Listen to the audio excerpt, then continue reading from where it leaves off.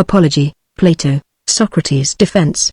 How you have felt, O men of Athens, at hearing the speeches of my accusers, I cannot tell, but I know that their persuasive words almost made me forget who I was, such was the effect of them, and yet they have hardly spoken a word of truth. But many as their falsehoods were, there was one of them which quite amazed me, I mean when they told you to be upon your guard, and not to let yourselves be deceived by the force of my eloquence. They ought to have been ashamed of saying this, because they were sure to be detected as soon as I opened my lips and displayed my deficiency. They certainly did appear to be most shameless in saying this, unless by the force of eloquence they mean the force of truth, for then I do indeed admit that I am eloquent. But in how different a way from theirs. Well, as I was saying, they have hardly uttered a word, or not more than a word, of truth. But you shall hear from me the whole truth, not, however, delivered after their manner, in a set oration duly ornamented with words and phrases. No indeed. But I shall use the words and arguments which occur to me at the moment, for I am certain that this is right, and that at my time of life I ought not to be appearing before you, O men of Athens, in the character of a juvenile orator. Let no one expect this of me. And I must beg of you to grant me one favor, which is this: if you hear me using the same words in my defense which I have been in the habit of using, and which most of you may have heard in the Agora, and at the tables of the money changers, or anywhere else, I would ask you not to be surprised at this, and not to interrupt me. For I am more than 70 years of age, and this is the first time that I have ever appeared in a court of law, and I am quite a stranger to the ways of the place, and therefore I would have you regard me as if I were really a stranger, whom you would excuse if he spoke in his native tongue, and after the fashion of his country, that I think is not an unfair request. Never mind the manner, which may or may not be good, but think only of the justice of my cause, and give heed to that. Let the judge decide justly and the speakers speak truly. And first, I have to reply to the older charges and to my first accusers, and then I will go to the later ones. For I have had many accusers, who accused me of old, and their false charges have continued during many years, and I am more afraid of them than of Anytus and his associates, who are dangerous, too, in their own way. But far more dangerous are these, who began when you were children, and took possession of your minds with their falsehoods, telling of one Socrates, a wise man, who speculated about the heaven above, and searched into the earth beneath, and made the worse appear the better cause. These are the accusers whom I dread, for they are the circulators of this rumor, and their hearers are too apartment to fancy that speculators of this sort do not believe in the gods. And they are many, and their charges against me are of ancient date, and they made them in days when you were impressible, in childhood, or perhaps in youth, and the cause when heard went by default, for there was none to answer. And, hardest of all, their names I do not know and cannot tell, unless in the chance of a comic poet. But the main body of these slanderers who from envy and malice have wrought upon you, and there are some of them who are convinced themselves, and impart their convictions to others, all these, I say, are most difficult to deal with, for I cannot have them up here, and examine them, and therefore I must simply fight with shadows in my own defense, and examine when there is no one who answers. I will ask you then to assume with me, as I was saying, that my opponents are of two kinds, one recent, the other ancient, and I hope that you will see the propriety of my answering the latter first, for these accusations you heard long before the others, and much more often. Well, then, I will make my defense, and I will endeavor in the short time which is allowed to do away with this evil opinion of me which you have held for such a long time, and I hope I may succeed, if this be well for you and me, and that my words may find favor with you. But I know that to accomplish this is not easy. I quite see the nature of the task. Let the event be as God wills. In obedience to the law I make my defense. I will begin at the beginning, and ask what the accusation is which has given rise to this slander of me, and which has encouraged Meletus to proceed against me. What do the slanderers say? They shall be my prosecutors, and I will sum up their words in an affidavit. Socrates is an evildoer, and a curious person, who searches into things under the earth and in heaven, and he makes the worse appear the better cause, and he teaches the aforesaid doctrines to others. That is the nature of the accusation, and that is what you have seen yourselves in the comedy of Aristophanes, who has introduced a man whom he calls Socrates, going about and saying that he can walk in the air, and talking a deal of nonsense concerning matters of which I do not pretend to know either much or little, not that I mean to say anything disparaging of anyone who is a student of natural philosophy. I should be very sorry if Meletus could lay that to my charge. But the simple truth is, O Athenians, that I have nothing to do with these studies. Very many of those here present are witnesses to the truth of this, and to them I appeal. Speak then, you who have heard me, and tell your neighbors whether any of you have ever known me hold forth in few words or in many upon matters of this sort. You hear their answer. And from what they say of this you will be able to judge of the truth of the rest. As little foundation is there for the report that I am a teacher, and take money, that is no more true than the other. Although, if a man is able to teach, I honor him for being paid. There is Gorgias of Leontium, and Prodicus of Shows, and Hippias of Elis, who go the round of the cities, and are able to persuade the young men to leave their own citizens, by whom they might be taught for nothing, and come to them, whom they not only pay, but are thankful if they may be allowed to pay them. There is actually a Parian philosopher residing in Athens, of whom I have heard, and I came to hear of him in this way. I met a man who has spent a world of money on the sophists, Cleus the son of Hipponicus, and knowing that he had sons, I asked him, Cleus, I said, if your 2 sons were foals or calves, there would be no difficulty in finding someone to put over them. We should hire a trainer of horses or a farmer probably who would improve and perfect them in their own proper virtue and excellence, but as they are human beings, whom are you thinking of placing over them? Is there anyone who understands human and political virtue? You must have thought about this as you have sons. Is there anyone? There is, he said. Who is he? Said I, and of what country? And what does he charge? Ivanus the Parian, he replied, he is the man, and his charge is 5 minae. Happy is Ivanus, I said to myself, if he really has this wisdom, and teaches at such a modest charge. Had I the same, I should have been very proud and conceited, but the truth is that I have no knowledge of the kind.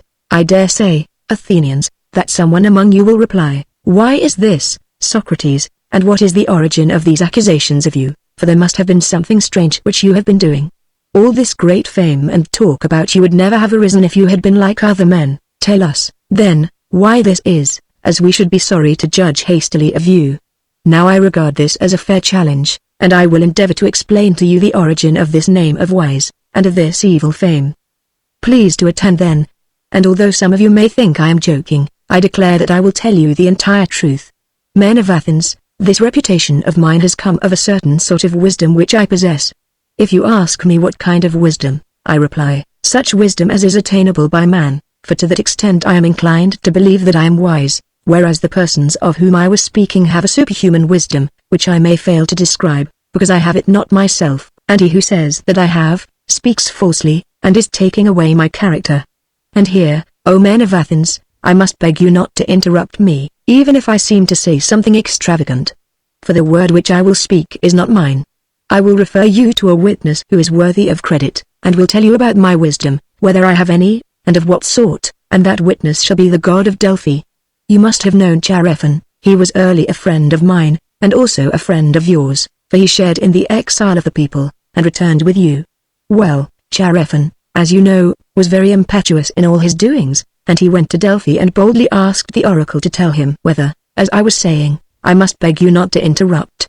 He asked the oracle to tell him whether there was anyone wiser than I was, and the Pythian prophetess answered that there was no man wiser. Chaerephon is dead himself, but his brother, who is in court, will confirm the truth of this story. Why do I mention this? Because I am going to explain to you why I have such an evil name.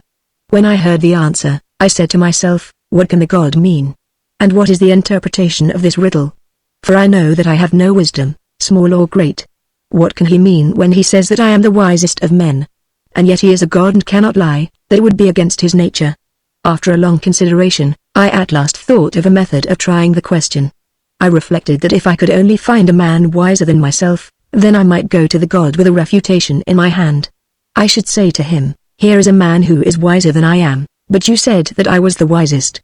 Accordingly I went to one who had the reputation of wisdom, and observed to him. His name I need not mention. He was a politician whom I selected for examination, and the result was as follows. When I began to talk with him, I could not help thinking that he was not really wise, although he was thought wise by many, and wiser still by himself, and I went and tried to explain to him that he thought himself wise, but was not really wise, and the consequence was that he hated me, and his enmity was shared by several who were present and heard me. So I left him, saying to myself, as I went away, well, although I do not suppose that either of us knows anything really beautiful and good, I'm better off than he is, for he knows nothing, and thinks that he knows. I neither know nor think that I know. In this latter particular, then, I seem to have slightly the advantage of him. Then I went to another, who had still higher philosophical pretensions, and my conclusion was exactly the same. I made another enemy of him, and of many others besides him. After this I went to one man after another, being not unconscious of the enmity which I provoked, and I lamented and feared this, but necessity was laid upon me. The word of God, I thought, ought to be considered first. And I said to myself, go I must to all who appear to know, and find out the meaning of the oracle. And I swear to you, Athenians, by the dog I swear, for I must tell you the truth, the result of my mission was just this: I found that the men most in repute were all but the most foolish, and that some inferior men were really wiser and better.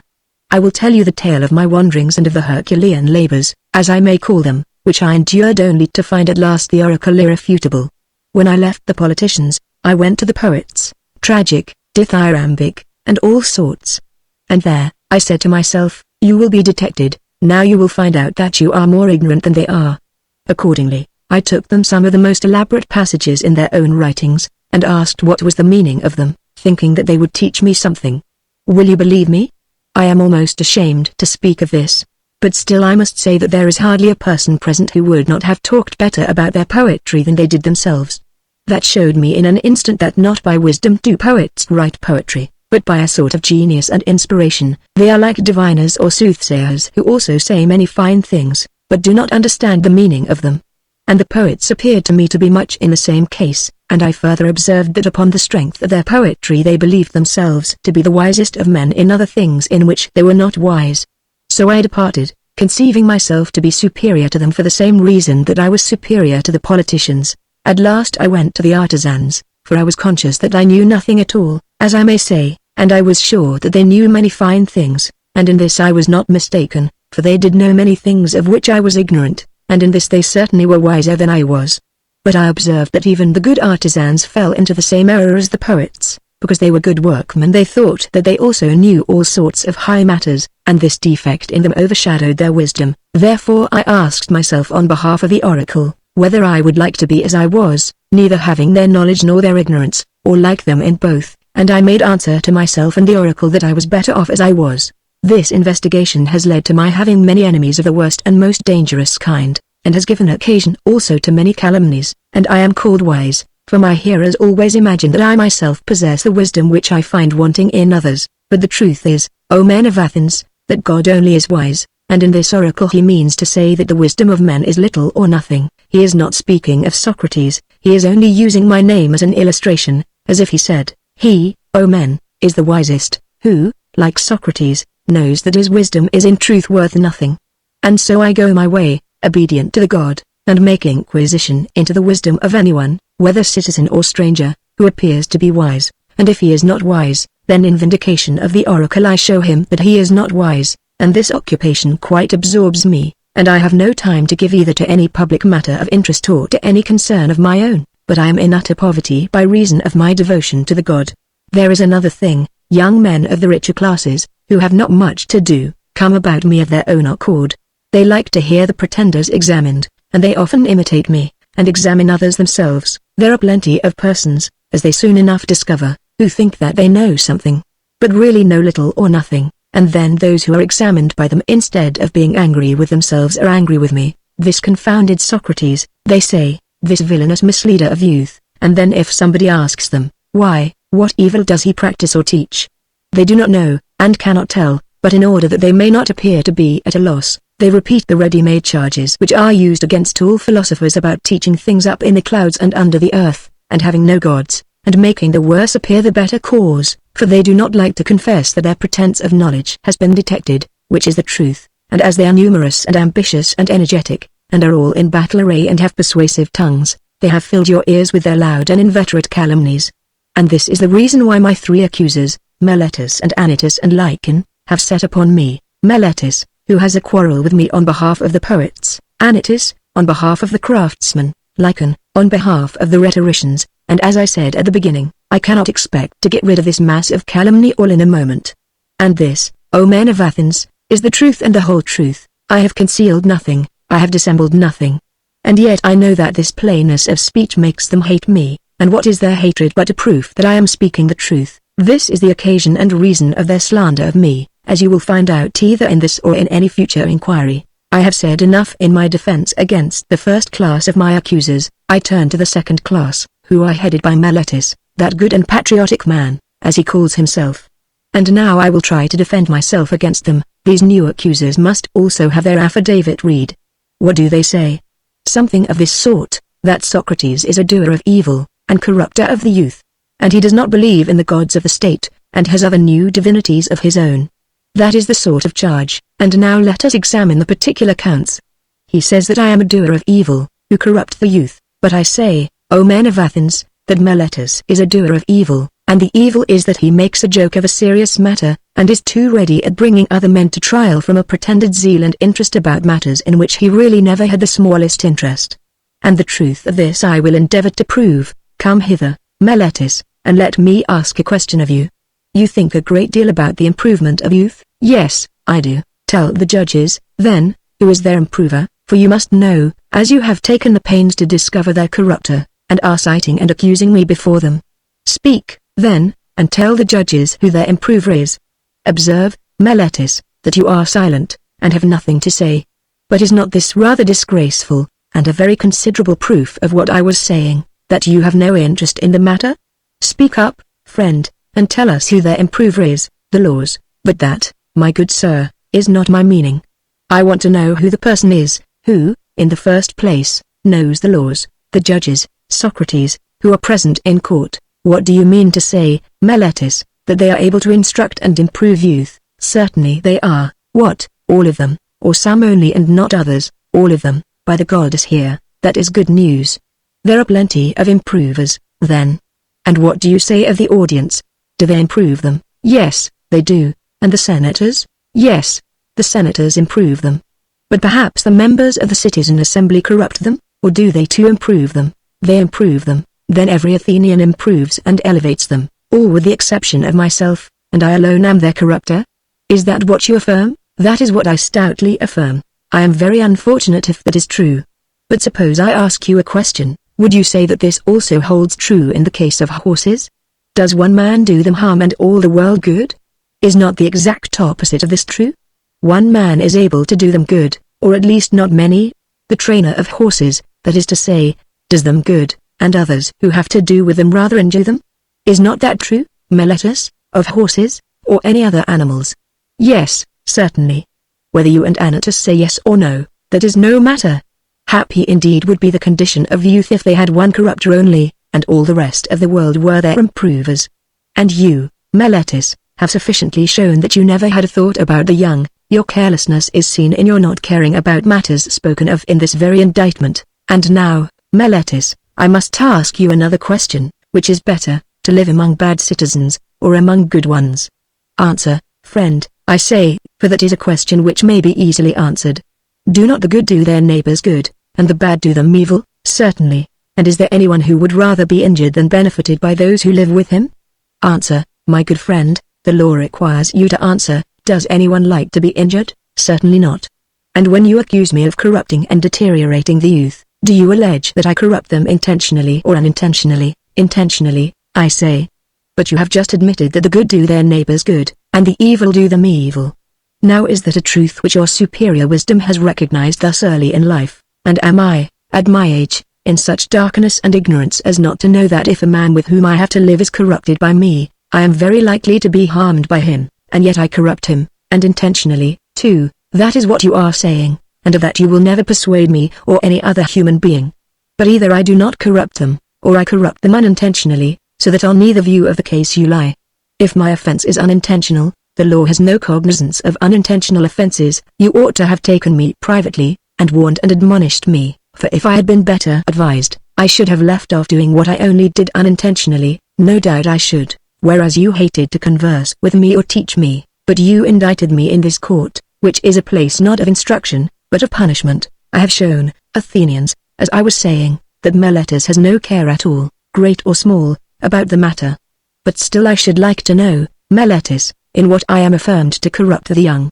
I suppose you mean, as I infer from your indictment, that I teach them not to acknowledge the gods which the state acknowledges, but some other new divinities or spiritual agencies in their stead. These are the lessons which corrupt the youth, as you say. Yes, that I say emphatically. Then, by the gods, Meletus, of whom we are speaking, tell me and the court, in somewhat plainer terms, what you mean. For I do not as yet understand whether you affirm that I teach others to acknowledge some gods, and therefore do believe in gods and am not an entire atheist. This you do not lay to my charge, but only that they are not the same gods which the city recognizes. The charge is that they are different gods. Or, do you mean to say that I am an atheist simply, and a teacher of atheism? I mean the latter, that you are a complete atheist. That is an extraordinary statement, Meletus. Why do you say that?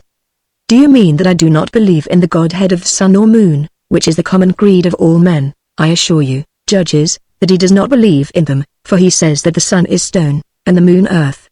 Friend Meletus, you think that you are accusing Anaxagoras, and you have but a bad opinion of the judges, if you fancy them ignorant to such a degree as not to know that those doctrines are found in the books of Anaxagoras the Clazomenian, who is full of them. And these are the doctrines which the youth are said to learn of Socrates, when there are not unfrequently exhibitions of them at the theatre, price of admission 1 drachma at the most, and they might cheaply purchase them, and laugh at Socrates if he pretends to father such eccentricities. And so, Meletus, you really think that I do not believe in any god? I swear by Zeus that you believe absolutely in none at all. You are a liar, Meletus, not believed even by yourself. For I cannot help thinking, O men of Athens, that Meletus is reckless and impudent, and that he has written this indictment in a spirit of mere wantonness and youthful bravado. Has he not compounded a riddle, thinking to try me? He said to himself, I shall see whether this wise Socrates will discover my ingenious contradiction, or whether I shall be able to deceive him and the rest of them.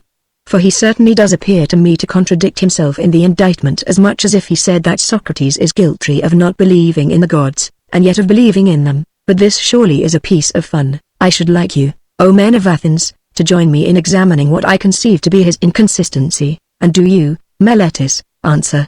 And I must remind you that you are not to interrupt me if I speak in my accustomed manner. Did ever man, Meletus, believe in the existence of human things, and not of human beings? I wish, men of Athens, that he would answer, and not be always trying to get up an interruption. Did ever any man believe in horsemanship, and not in horses? Or in flute playing, and not in flute players? No, my friend, I will answer to you and to the court, as you refuse to answer for yourself. There is no man who ever did.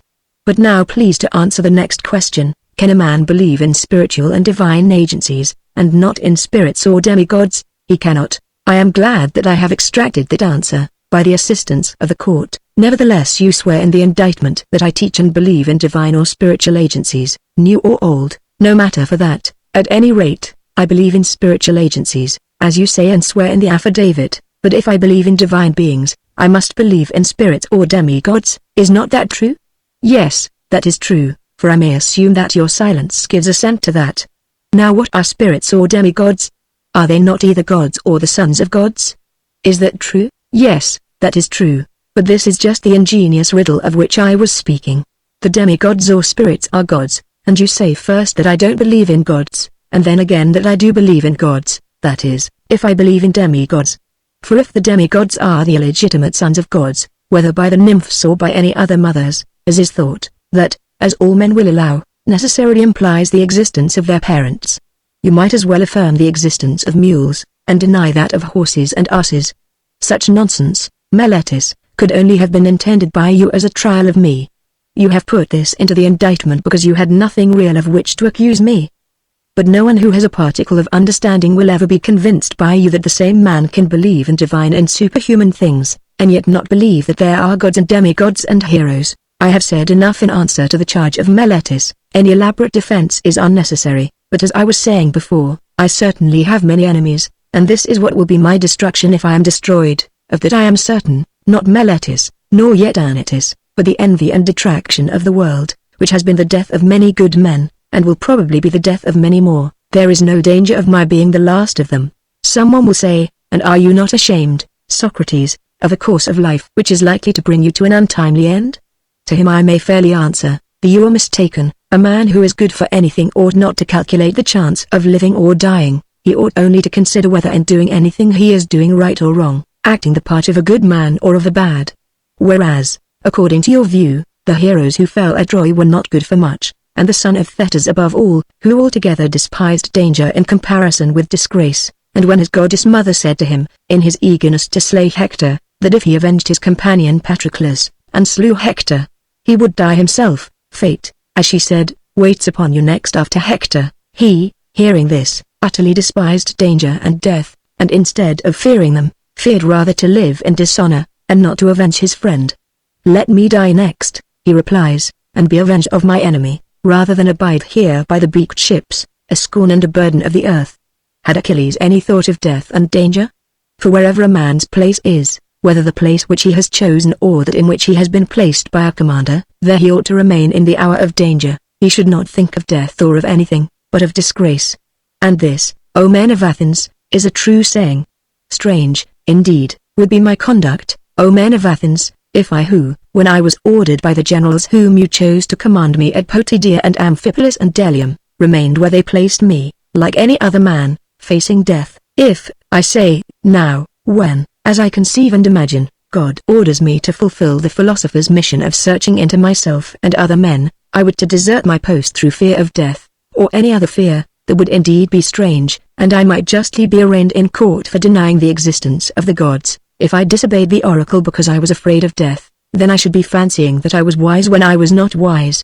For this fear of death is indeed the pretense of wisdom, and not real wisdom, being the appearance of knowing the unknown, since no one knows whether death, which they in their fear apprehend to be the greatest evil, may not be the greatest good.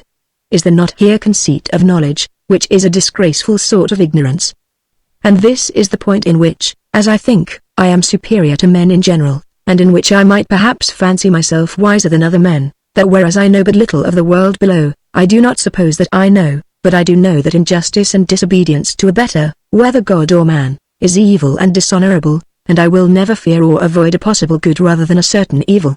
And therefore if you let me go now, and reject the counsels of Anytus, who said that if I were not put to death I ought not to have been prosecuted, and that if I escape now, your sons will all be utterly ruined by listening to my words. If you say to me, Socrates, this time we will not mind Anytus, and will let you off, but upon one condition, that are to inquire and speculate in this way any more, and that if you are caught doing this again you shall die. If this was the condition on which you let me go, I should reply, men of Athens, I honor and love you, but I shall obey God rather than you, and while I have life and strength I shall never cease from the practice and teaching of philosophy, exhorting anyone whom I meet after my manner, and convincing him, saying, O my friend, why do you who are a citizen of the great and mighty and wise city of Athens, care so much about laying up the greatest amount of money and honor and reputation, and so little about wisdom and truth and the greatest improvement of the soul, which you never regard or heed at all? Are you not ashamed of this? And if the person with whom I am arguing says, yes, but I do care, I do not depart or let him go at once, I interrogate and examine and cross-examine him, and if I think that he has no virtue, but only says that he has, I reproach him with undervaluing the greater, and overvaluing the less. And this I should say to everyone whom I meet, young and old, citizen and alien, but especially to the citizens, inasmuch as they are my brethren. For this is the command of God, as I would have you know, and I believe that to this day no greater good has ever happened in the state than my service to the God. For I do nothing but go about persuading you all, old and young alike, not to take thought for your persons and your properties, but first and chiefly to care about the greatest improvement of the soul. I tell you that virtue is not given by money, but that from virtue come money and every other good of man, public as well as private. This is my teaching, and if this is the doctrine which corrupts the youth, my influence is ruinous indeed. But if anyone says that this is not my teaching, he is speaking an untruth. Wherefore, O men of Athens, I say to you, do as Anytus bids or not as Anytus bids, and either acquit me or not. But whatever you do, know that I shall never alter my ways, not even if I have to die many times. Men of Athens, do not interrupt, but hear me. There was an agreement between us that you should hear me out. And I think that what I am going to say will do you good, for I have something more to say, at which you may be inclined to cry out, but I beg that you will not do this. I would have you know that, if you kill such a one as I am, you will injure yourselves more than you will injure me. Meletus and Anytus will not injure me, they cannot, for it is not in the nature of things that a bad man should injure a better than himself. I do not deny that he may, perhaps, kill him, or drive him into exile, or deprive him of civil rights, and he may imagine, and others may imagine, that he is doing him a great injury, but in that I do not agree with him, for the evil of doing as Anytus is doing, of unjustly taking away another man's life, is greater far. And now, Athenians, I am not going to argue for my own sake, as you may think, but for yours, that you may not sin against the God, or lightly reject his boon by condemning me. For if you kill me you will not easily find another like me, who, if I may use such a ludicrous figure of speech, am a sort of gadfly, given to the state by the god, and the state is like a great and noble steed who is tardy in his motions owing to his very size, and requires to be stirred into life. I am that gadfly which God has given the state, and all day long and in all places am always fastening upon you, arousing and persuading and reproaching you. And as you will not easily find another like me, I would advise you to spare me. I dare say that you may feel irritated at being suddenly awakened when you are caught napping, and you may think that if you were to strike me dead, as Anytus advises, which you easily might, then you would sleep on for the remainder of your lives, unless God in his care of you gives you another gadfly. And that I am given to you by God is proved by this, that if I had been like other men, I should not have neglected all my own concerns, or patiently seen the neglect of them during all these years, and have been doing yours, coming to you individually, like a further or elder brother, exhorting you to regard virtue. This I say, would not be like human nature. And had I gained anything, or if my exhortations had been paid, there would have been some sense in that, but now, as you will perceive, not even the impudence of my accusers dares to say that I have ever exacted or sought pay of anyone. They have no witness of that. And I have a witness of the truth of what I say. My poverty is a sufficient witness. Someone may wonder why I go about in private, giving advice and busying myself with the concerns of others, but do not venture to come forward in public and advise the state. I will tell you the reason of this. You have often heard me speak of an oracle or sign which comes to me, and is the divinity which Meletus ridicules in the indictment. This sign I have had ever since I was a child. The sign is a voice which comes to me and always forbids me to do something which I am going to do, but never commands me to do anything, and this is what stands in the way of my being a politician. And rightly, as I think. For I am certain, O men of Athens, that if I had engaged in politics, I should have perished long ago and done no good either to you or to myself. And don't be offended at my telling you the truth, for the truth is that no man who goes to war with you or any other multitude, honestly struggling against the commission of unrighteousness and wrong in the state, will save his life. He who will really fight for the right, if he would live even for a little while, must have a private station and not a public one. I can give you as proofs of this, not words only, but deeds, which you value more than words.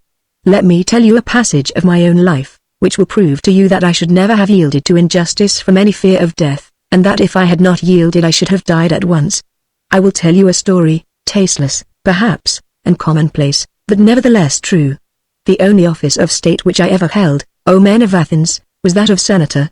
The tribe Antiochus, which is my tribe, had the presidency at the trial of the generals who had not taken up the bodies of the slain after the battle of Arginusi, and you proposed to try them all together, which was illegal, as you all thought afterwards, but at the time I was the only one of the Prytanes who was opposed to the illegality, and I gave my vote against you, and when the orators threatened to impeach and arrest me, and have me taken away, and you called and shouted, I made up my mind that I would run the risk, having law and justice with me, rather than take part in your injustice because I feared imprisonment and death.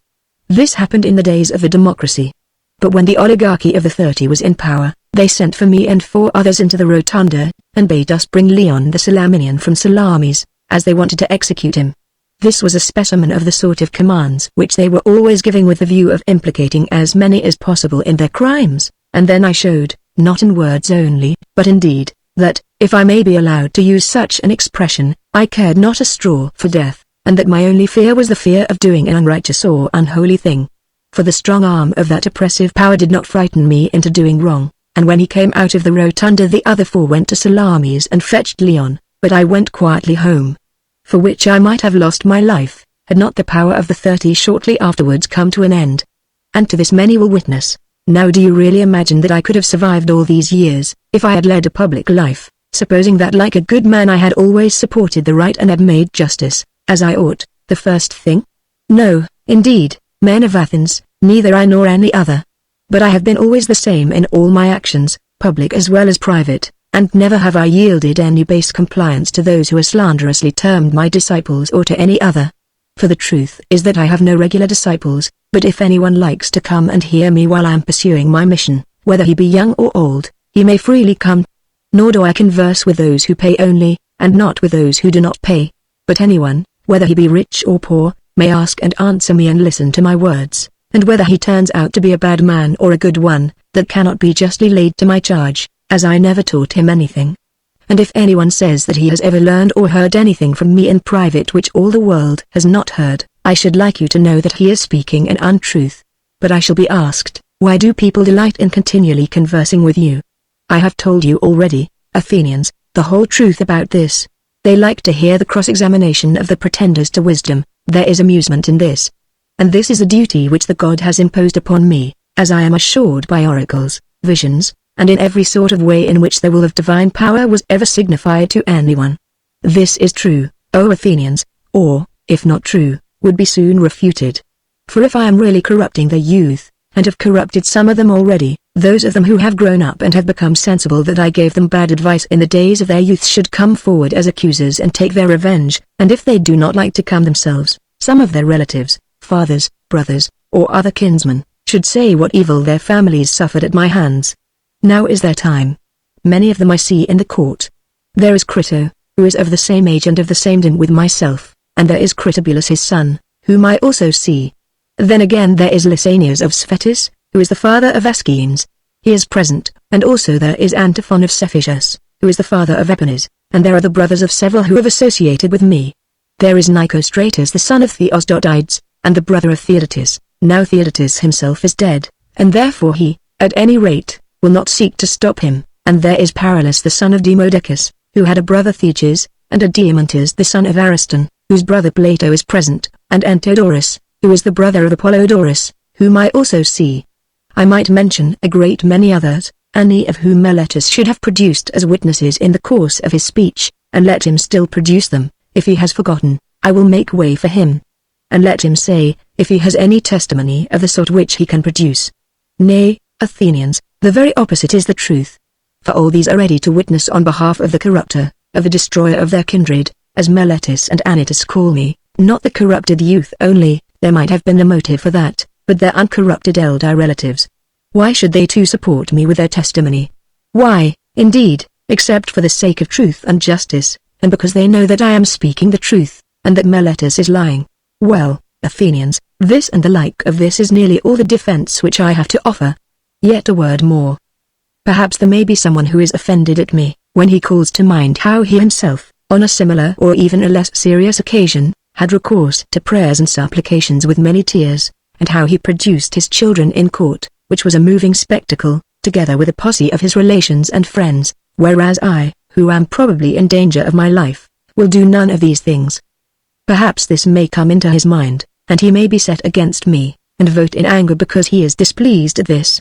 Now if there be such a person among you, which I am far from affirming, I may fairly reply to him, my friend, I am a man, and like other men, a creature of flesh and blood, and not of wood or stone, as Homer says, and I have a family, yes, and sons. O Athenians, 3 in number, one of whom is growing up, and the 2 others are still young, and yet I will not bring any of them hither in order to petition you for an acquittal. And why not? Not from any self-will or disregard of you. Whether I am or am not afraid of death is another question, of which I will not now speak. But my reason simply is that I feel such conduct to be discreditable to myself, and you, and the whole state. One who has reached my years, and who has a name for wisdom, whether deserved or not, ought not to debase himself. At any rate, the world has decided that Socrates is in some way superior to other men.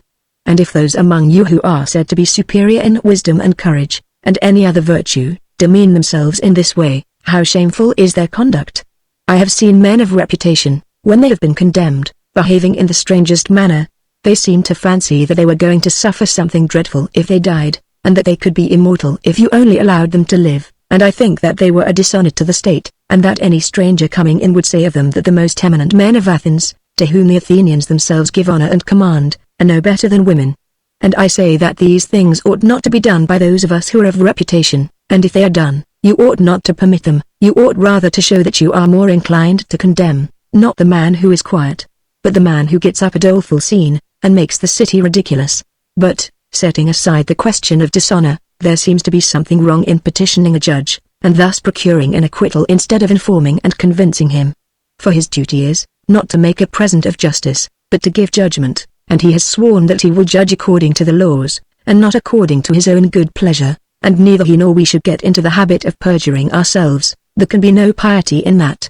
Do not then require me to do what I consider dishonorable and impious and wrong, especially now, when I am being tried for impiety on the indictment of Meletus.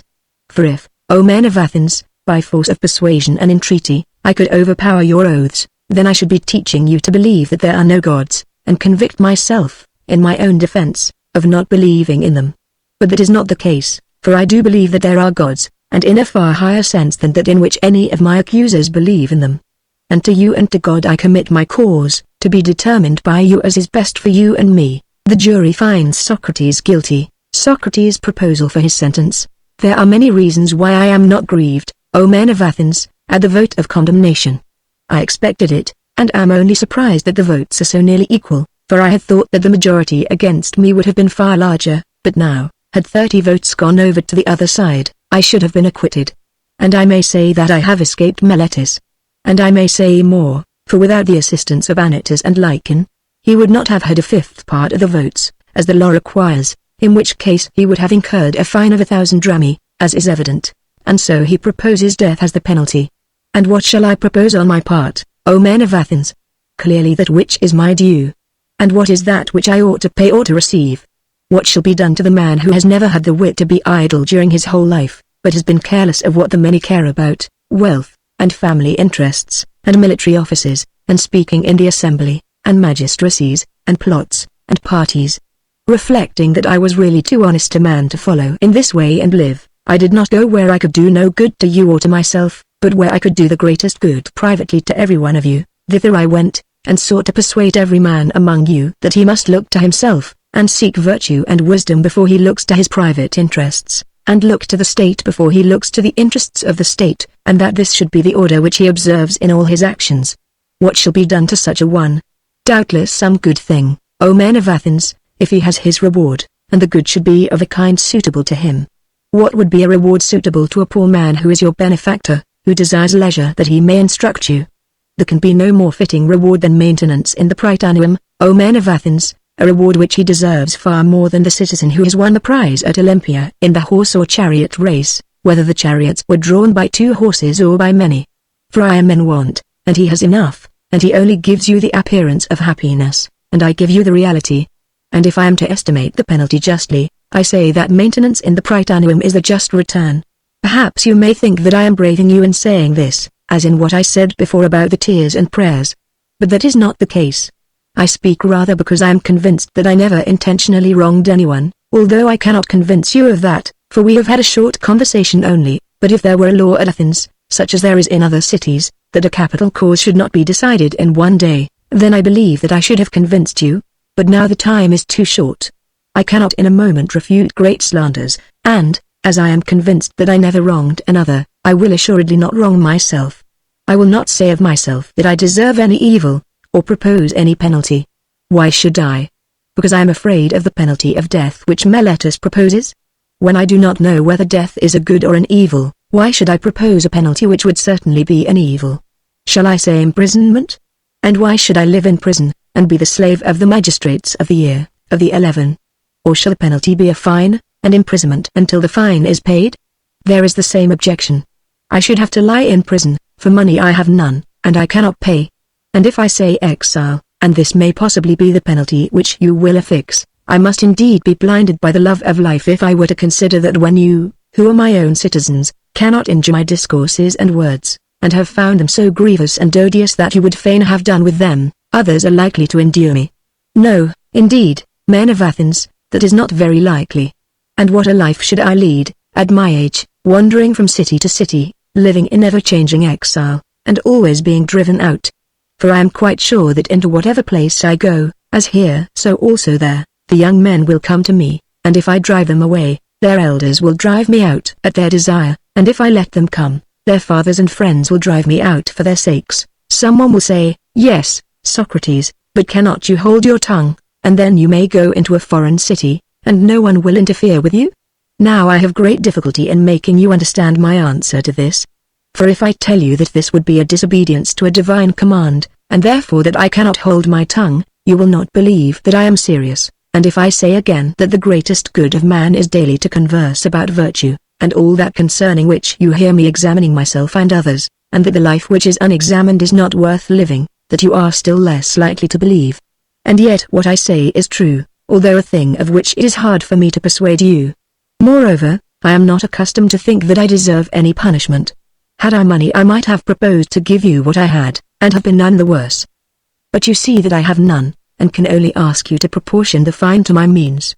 However, I think that I could afford a many, and therefore I propose that penalty. Plato, Crito, Critobulus, and Apollodorus, my friends here, bid me say 30 minae, and they will be the sureties. Well then, say 30 minae, let that be the penalty, for that they will be ample security to you. The jury condemns Socrates to death. Socrates comments on his sentence.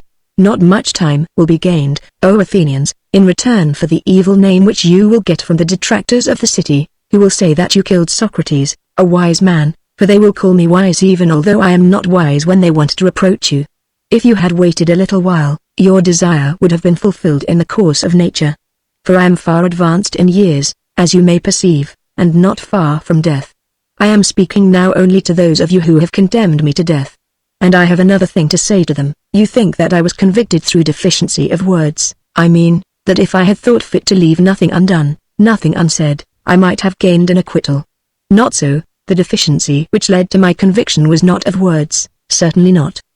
But I had not the boldness or impudence or inclination to address you as you would have liked me to address you, weeping and wailing and lamenting, and saying and doing many things which you have been accustomed to hear from others, and which, as I say, are unworthy of me.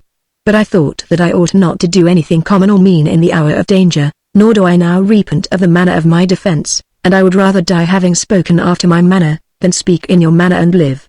For neither in war nor yet at law ought any man to use every way of escaping death.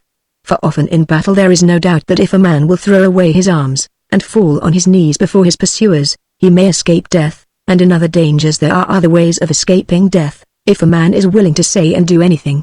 The difficulty, my friends, is not in avoiding death, but in avoiding unrighteousness, for that runs faster than death.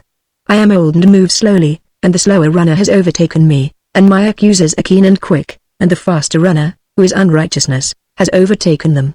And now I depart hence condemned by you to suffer the penalty of death, and they, too, go their ways condemned by the truth to suffer the penalty of villainy and wrong, and I must abide by my award, let them abide by theirs. I suppose that these things may be regarded as fated, and I think that they are well. And now, O men who have condemned me, I would fain prophesy to you, for I am about to die, and that is the hour in which men are gifted with prophetic power.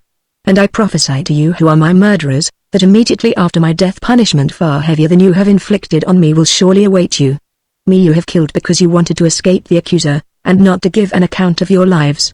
But that will not be as you suppose, far otherwise. For I say that there will be more accusers of you than there are now, accusers whom hitherto I have restrained, and as they are younger they will be more severe with you, and you will be more offended at them. For if you think that by killing men you can avoid the accuser censuring your lives, you are mistaken. That is not a way of escape which is either possible or honorable. The easiest and noblest way is not to be crushing others, but to be improving yourselves. This is the prophecy which I utter before my departure, to the judges who have condemned me. Friends, who would have acquitted me, I would like also to talk with you about this thing which has happened, while the magistrates are busy, and before I go to the place at which I must die. Stay then a while, for we may as well talk with one another while there is time. You are my friends, and I should like to show you the meaning of this event which has happened to me. O my judges, for you I may truly call judges, I should like to tell you of a wonderful circumstance.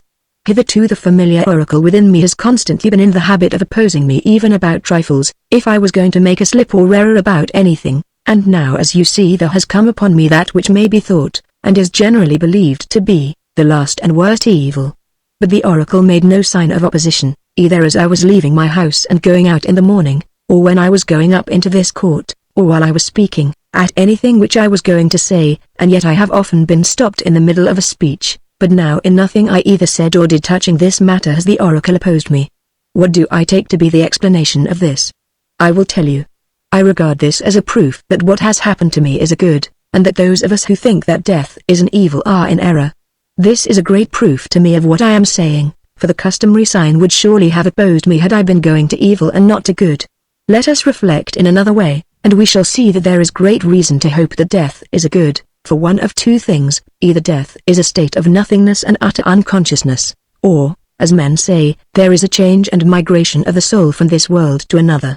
Now if you suppose that there is no consciousness, but a sleep like the sleep of him who is undisturbed even by the sight of dreams, death will be an unspeakable gain. For if a person were to select the night in which his sleep was undisturbed even by dreams, and were to compare with this the other days and nights of his life, and then were to tell us how many days and nights he had passed in the course of his life better and more pleasantly than this one, I think that any man, I will not say a private man, but even the great king, will not find many such days or nights, when compared with the others. Now if death is like this, I say that to die is gain, for eternity is there no a single night. But if death is the journey to another place, and there, as men say, all the dead are, what good, O my friends and judges, can be greater than this? If indeed when a pilgrim arrives in the world below, he is delivered from the professors of justice in this world, and finds the true judges who are said to give judgment there, Minos and Rhadamanthus and Decus and Triptolemus, and other sons of God who are righteous in their own life, that pilgrimage will be worth making. What would not a man give if he might converse with Orpheus and Musaeus and Hesiod and Homer? Nay, if this be true, let me die again and again. I, too, shall have a wonderful interest in a place where I can converse with Palamedes, and Ajax the son of Telamon, and other heroes of old, who have suffered death through an unjust judgment, and there will be no small pleasure, as I think, in comparing my own sufferings with theirs. Above all, I shall be able to continue my search into true and false knowledge, as in this world, so also in that, I shall find out who is wise, and who pretends to be wise, and is not. What would not a man give, O judges, to be able to examine the leader of the great Trojan expedition, or Odysseus or Sisyphus, or numberless others, men and women too? What infinite delight would there be in conversing with them and asking them questions? For in that world they do not put a man to death for this, certainly not. For besides being happier in that world than in this, they will be immortal, if what is said is true. Wherefore, O judges, be of good cheer about death, and know this of a truth, that no evil can happen to a good man, either in life or after death.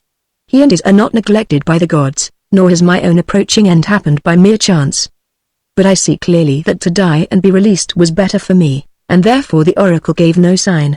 For which reason, also, I am not angry with my accusers, or my condemners. They have done me no harm, although neither of them meant to do me any good, and for this I may gently blame them. Still I have a favor to ask of them.